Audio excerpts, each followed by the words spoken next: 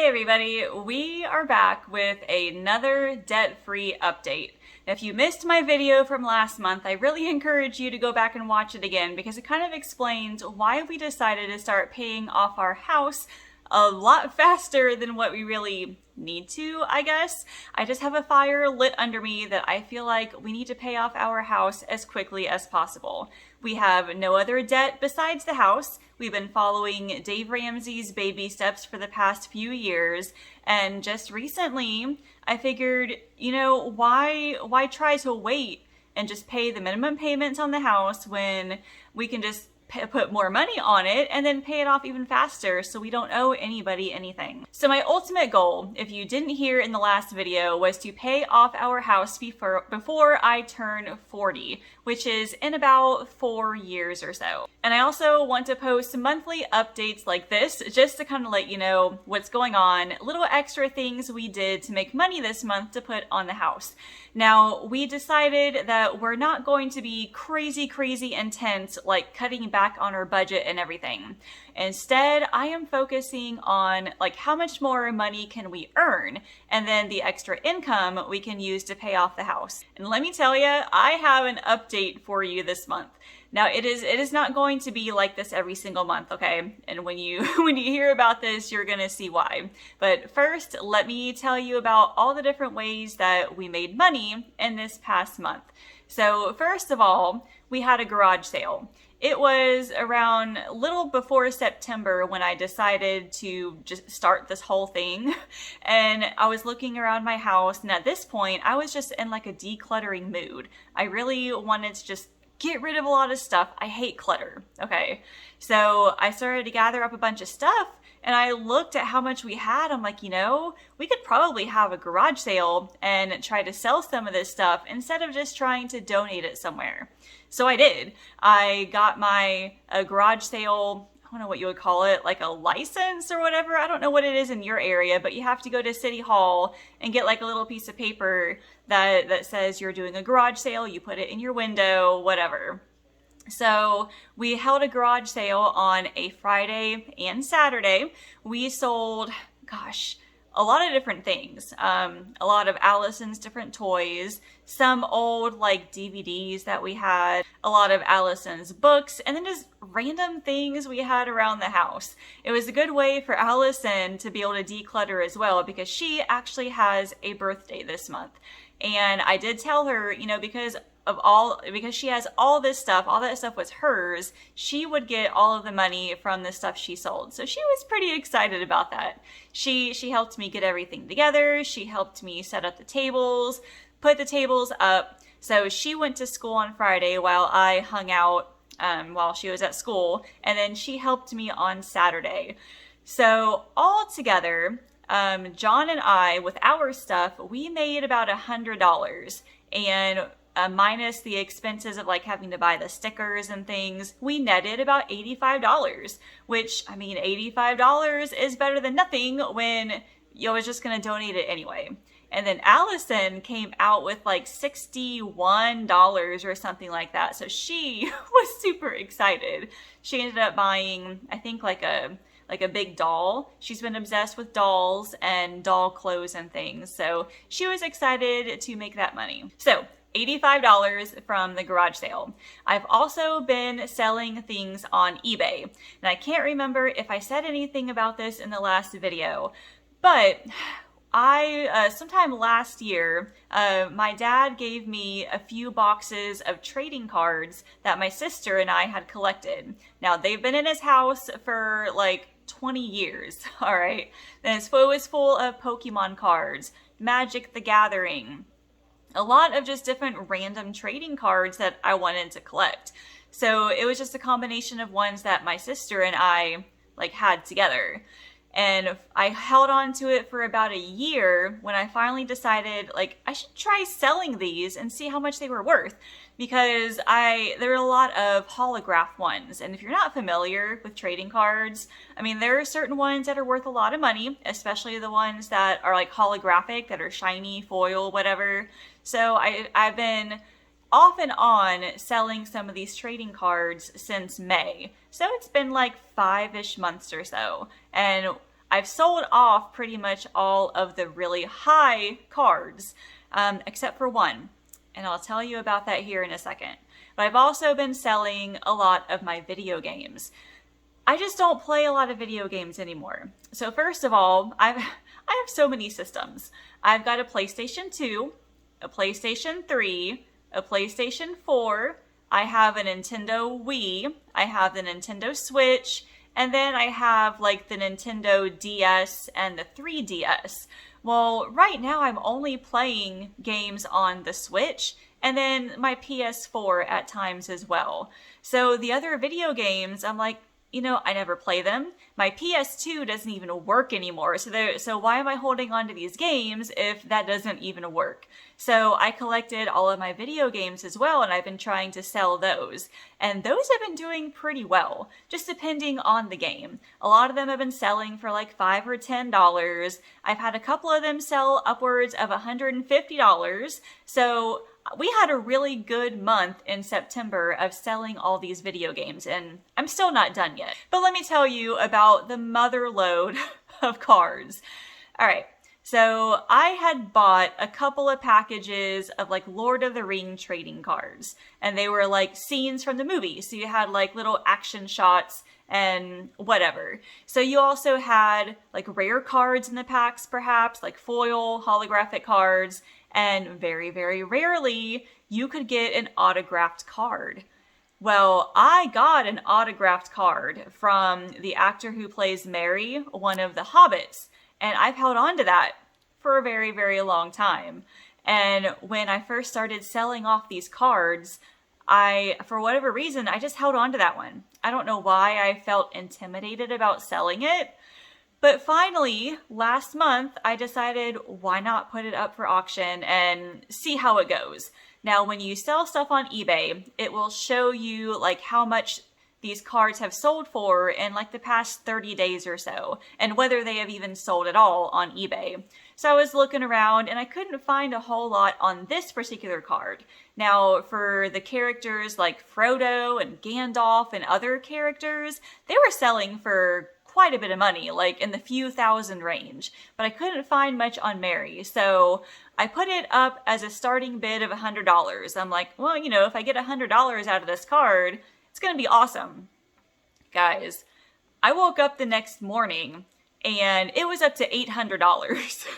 So I was freaking out at this point. Like, I've never sold anything this big before. And I make all of my auctions last 7 days to give people enough time to bid. So it sat, where did it sit at? I think it finally reached $1,100 and it sat there for a few days. And then the day that it was set to end, I always set it to end at a specific time. So I know that, hey, in the last 10 minutes of this auction, I'm going to sit at my computer and I'm going to like refresh and see like who's bidding and how much people are bidding on these. So in the last 10 minutes of this auction, I started refreshing. And then I realized that it was growing bigger and bigger and bigger. And then finally, when the auction ended, the final bid was $1,900. $1,900. I've never sold a card for that much before. I've never sold anything for that much before. And I got a little bit nervous, like, how am I going to ship this thing? Well, eBay has this thing going on right now where if somebody buys a card that's over a certain amount of money, the seller will ship it to like an authentication facility, I guess, where somebody will take a look at it, make sure it's actually authentic, and then they will send it to the buyer. So they gave me the address, I shipped it off, the authenticator said, yes, it's legit, thank goodness. And then they shipped it to the buyer. So we held on to that money for probably a good week and a half until the card reached the actual person who bought it. And then I waited a couple extra days and then decided, okay, I think we're good to go. So $1,900 for this card. Okay, so eBay. I split the profits with my sister because, like I said, like we both combined share all of these cards. So after all the expenses of the fees that eBay like charges me, and like the cost of paying for shipping and all the materials and everything, our share of the profit, I have to read it, $2,544.31. That was all through things I sold on eBay. So that's quite a bit of money, right? Like we could put all that on the house and we could be good. Well, we didn't stop there. So we decided to look in some of our other savings accounts. So I will say, following the Dave Ramsey baby steps, we have an emergency fund that is separate from all our other savings accounts. We have about 6 months worth of expenses. We have all that money in there and we never touch it unless there's an actual true emergency. But we have like other like little savings accounts here and there that we set aside for just random things. So one of them was what we call a hill and valley fund. And Dave Ramsey has talked about that before.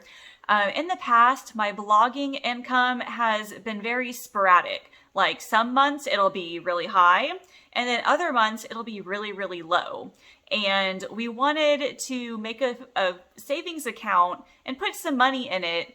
And that way, if there's one of those months where my income was a lot lower than usual, then like we could take some money out of there to put it toward our regular budget. That way, we made sure we had enough money for everything for the month. Well, we started funding it last year, and then we finished funding it, I think maybe a few months ago. Well, in the year and a half that we've had it, I haven't had to take any money out. Thank God. I mean, like my income has continued to be steady and even increase. So we decided, I think we'll be okay if we don't have that fund. So we took out the money from there to put toward the house. And there was $3,000 in that account. So $3,000 from the Hill and Valley Fund that's going toward our house. We also had a separate savings account that I started when Allison was maybe a year old or something. I had it in my head that I wanted to send her to private school, like starting in kindergarten. She went to a Christian preschool for 2 years, and that was amazing. And John and I had talked about it, and we said, well, maybe we should send her to private school. And, private school is expensive. So with some of my extra blogging income, I was setting aside a bunch of money each month, just like when it comes time for her to go, that we'll have, enough money to start paying for it, and then we'll be able to cash flow the rest of it, however much it might be. Well, she started kindergarten and then at public school, and now she's in 3rd grade and she's still in public school. So we looked at this account and we hadn't touched it since 2018. I haven't put any money in it since then. We haven't taken any money out. It's just been sitting there. And now, we're back and forth between whether we should send her to private school. Like if we do, it may not be until middle school, which is like 3 or 4 years away. But if we pay off our house before then, we can easily cash flow it. So we took out the $4,000 from that school fund to go toward our house. Now, I will say, first of all, we are saving for Allison's college fund. We do have a $529 set aside that we're putting money in that every month. So we didn't take money out of that. That's something completely different. We're still paying for her college. This is something completely different that we haven't been touching, and we figured we could cash flow private school if we need to. Okay, so a minute ago, I talked about our emergency fund, and we have 6 months worth of expenses in there. We just never touch it. Well, in the time that we've had that emergency fund, it's accrued some interest. And we figured, that we still have the amount of money that's in there, that's 6 months of our expenses, it hasn't really changed since the last time we looked at it. So we had a little bit of extra money from interest that was in there. So we pulled that out as well. And that came to $1,367.17. I'll give you a total here in a minute, I promise. And then, so that's all the money we pulled out of all the random savings accounts. And then I talked to John earlier in the month because We were also trying to save for a couple of other things as well. So for example, our furnace. Our furnace is about almost 30 years old and it's doing okay. We had it checked out recently and the guy said that it's working okay right now, but you should really think about replacing it soon. And they can get expensive, obviously. So we were trying to set aside like $500 a month to start saving up for that in a couple of years. And then also, we try to have a savings account set aside for vacation. Just if we want to take like a Cedar Point vacation or go travel out of state or something, like we have a little bit of money set aside there. And we were putting in about $250 a month just for like a next year's vacation or something. We thought about Disney. And then I was listening to the Dave Ramsey show, and one of them was talking about how, when you try to focus on too many things at once, you don't really get anywhere.